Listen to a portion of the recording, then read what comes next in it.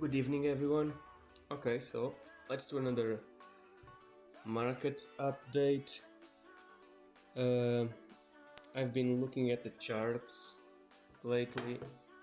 Bitcoin is still going, well, it's actually not still going this channel because 2 days ago we broke through. Now the channel can be, maybe this is like not the exact channel, but I do think that we broke through. This seems like a breakthrough. Hopefully we will not come in the channel again. We'll have to see in the next few days, but it seems that we broke through and we are now retesting the channel and we should go up. Now what can happen is actually this, what is in this bar pattern, which is retest, go up, and then we retest again this, and we'll make like triple bottom, not a double bottom, but triple bottom, and then we'll go up, and we'll have to go, and we would go up to, I don't know if we do a double top like 2020 or if we go to 150k. So yeah, this is a scenario. Another thing that I've been I'll add these three things that for us to turn bullish we needed these three things. Breakthrough of the channel, we did. We did. Breakthrough of the 10 MA on the weekly. This is a good MA to keep attention. So it's the, we are not right now, as you can see. Let me just remove all of these, and I'm going to make this a little more opaque so you guys can see. Okay, as you guys can see, we are being supported by the 50 MA on the weekly, and we are being the 10 MA on the weekly is acting as resistance. So wait, it's acting as resistance, so it's pushing us down. What I want to see now, the first done, I put a question mark because I don't know if we are going to come back to the channel or not, but I do think that we might have broken through. We will see. And we need to now surpass this 10 MA on the week, like it happened in 2024, late to 2024, where we, as you can see, it's actually the very similar. It's actually really similar.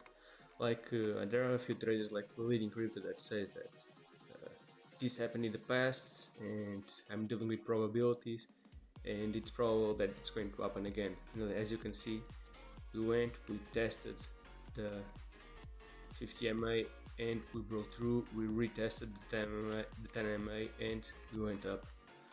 And so we tested the 50 MA, we went through, we tested again the 10 MA, and we should go up. This is what I think is going to happen. It's going to take a few weeks, but if it does retest the 10 MA like it did here, and it should do somewhere here, then I think it's a good scenario to go for a long. Another thing that is looking good is the MACD. I don't think that I've spoken about the MACD in the previous videos, but let me just do this. This histogram is turning bullish, as you can see. We got this low, this higher lows, not sure. This is on a bullish trend right here. So hopefully we'll continue and we'll keep doing slightly smaller histogram candles and smaller until it turn bullish, and this should flip bullish and do something like this. So yeah, everything seems to be setting up for a good May. And as you some of you have heard, there is a saying, buying the May going away. So yeah, May, this is probably going to be one of those years, buying May and go away. So far so good. Bitcoin looks good on the weekly. The daily, you broke through. We are right now retesting, so it's also looking good. And yeah, that's it for Bitcoin. Now, altcoins. When you want to know about altcoins, you have to go and look at Ethereum, and Ethereum retested the breakdown, and it's not looking that good. It's not looking that good.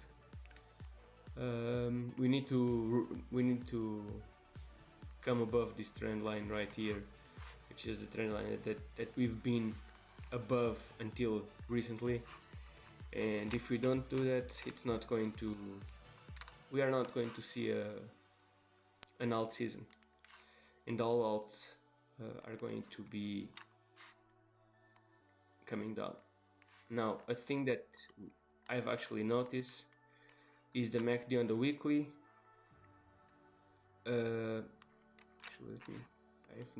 I've never actually paid attention to the MAs.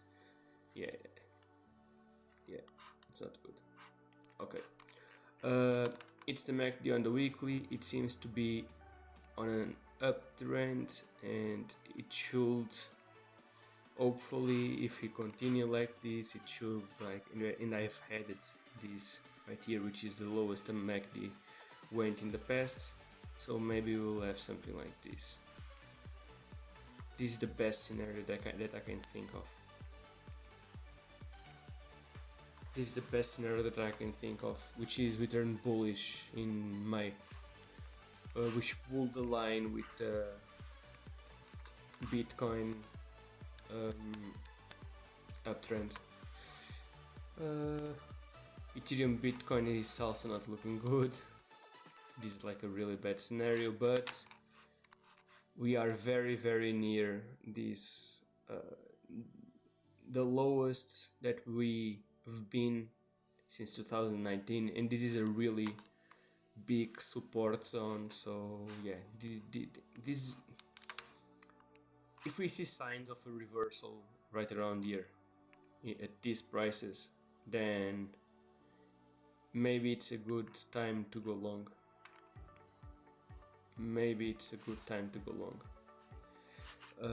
Another really good way of knowing if we should go long is, actually I have had it, is to go through this trend line. So we will need something like this, then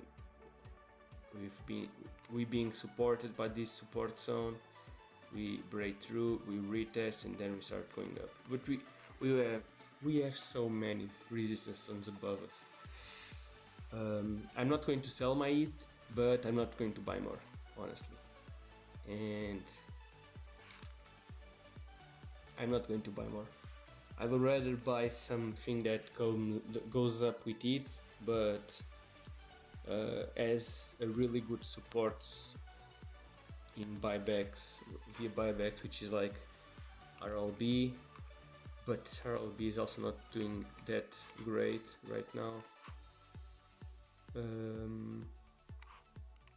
Wait, this is RLB with, it's this one that I wanted. It's also not doing good because it's also broke down from the resistance trend line. So yeah, I'm just, my current portfolio, I've actually, wait, let me see if I still got it. Not my current portfolio. My current portfolio is mostly in Bitcoin, then a percentage in ETH, then a smaller percentage in altcoins. But what I'm buying right now is actually this.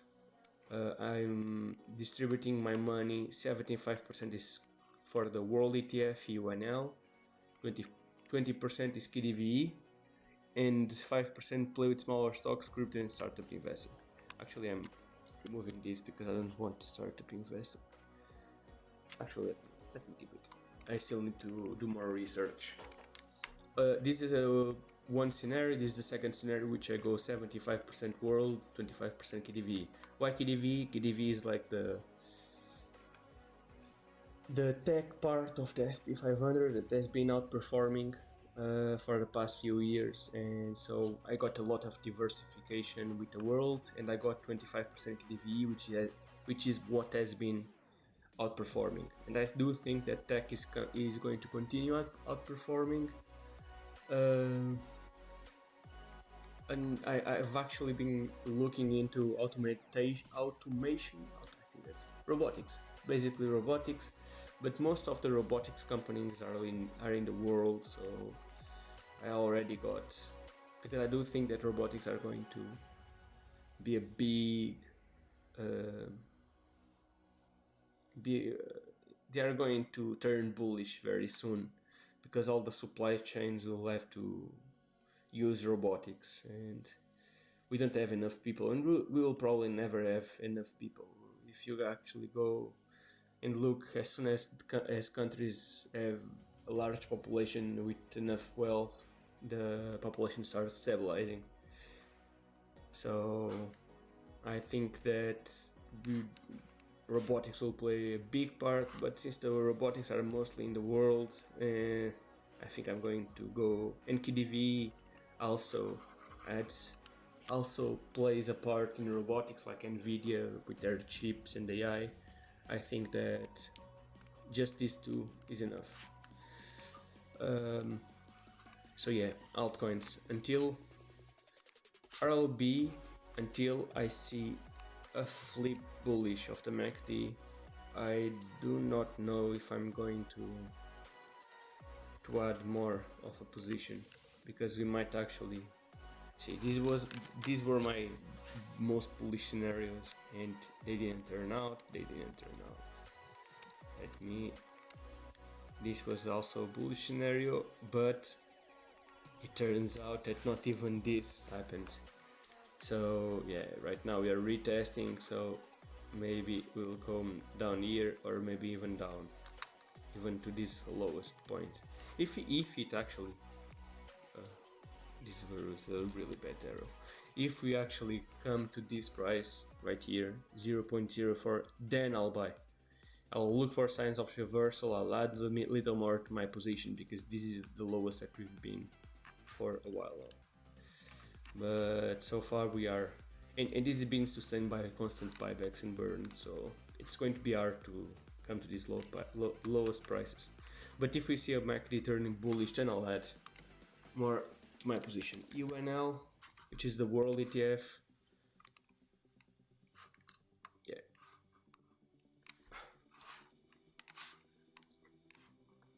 MACD is completely going down, and with no sign of reversal so far. Maybe a little over here, but yeah, no sign of reversal so far. A good zone to buy is actually if we break through this right here, this trend line. So something like this, then we break through, we retest, and then we go up. This is a really weird squiggly line, but you guys understand what I'm saying.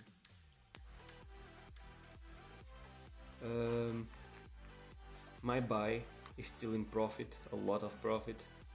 So it's good. And if it goes down, I'm not going to add more, because like I said, I already got, I want to invest in both KDV and UNL. And KDV, I have 0 KDV so far, and I have all the money in UNL. So yeah, I want to start investing more in KDV. KDV is actually, this is interesting, because since KDV has been more bullish, well, first I think this right here, this candle right here, is lower than this candle, and I think this signals a possible reversal. We got this trend line, and something really good is that imagine if we bought this price or lower, but let's just say this price. The way I see it, since we've been inside this channel for a while, if we touch the lower part of the channel, there is a very high likelihood that we go up. So max the low, if I bought at these prices, the channel will be at these prices in half a year, around October, and I think I'm more than willing to buy and wait for half a year until I see some uptrend, or at least a sign that, imagine that this whole structure that we've been inside since 2016 actually breaks down and we go lower than this channel. At least I will know pretty soon, around half a year. So I do think this is a really good buy zone. I'm a buyer at these prices. Let me just, where is the,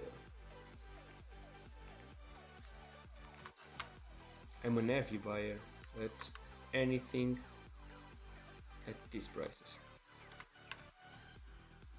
or lower, Where is the, yeah, this right here. At this price, I'm more than willing to buy and wait. So yeah, I'm going to keep adding. I'm going to start adding more to the QDV, since I already got a bunch of UNL, which is a world ETF.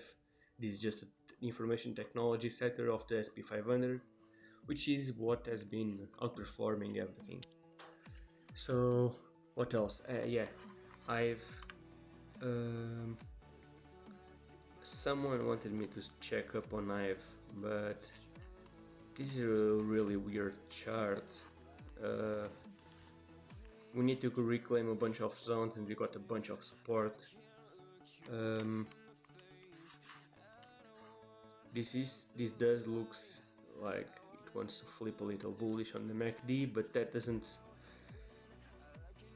mean a lot, because like I'll just look at this. We flip bullish but not that much, and we flip bearish and bullish and bearish, and the price kept being inside this channel. So in my opinion, good zones to buy, basically if it comes down here, it's a good zone to buy. If it comes down here, is a good zone to buy. And if you break through, where is the pencil? If you break through, like it's here, and we retest this zone, which is like a resistance right now, and you can see this resistance acting like right here. If we touch, if we retest, then this is a good zone to buy, to go long. But this is in the middle of like a resistance and support. I'm not going to buy.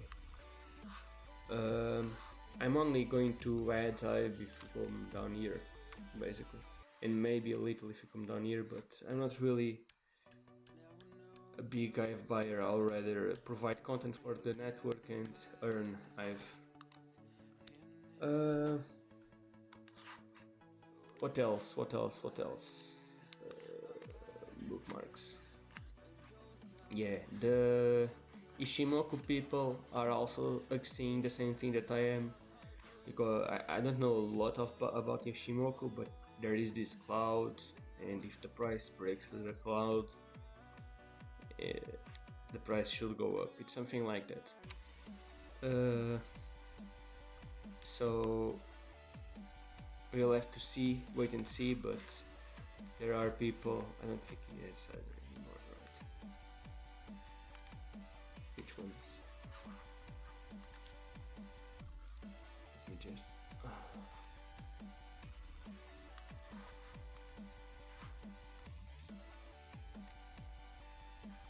Alright, so render is setting up nicely, Tau is setting up nicely. Yeah, Tau has been already broke through the channel.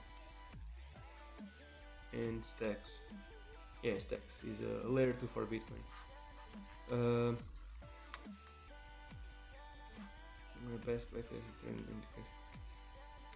1050. Yeah, on the daily. So yeah, things do look nicely for Bitcoin right now, and the M2 supply keeps coming up. So if the global M2 supply, which is like the money going around, increases, sooner or later that money is going to go into stocks and risky stocks and crypto. Not sure how much, but normally the price follows, and it's been on an uptrend lately, so we are probably going to see an uptrend very soon in crypto. And yeah, that's basically it, and that's all I wanted to speak about today.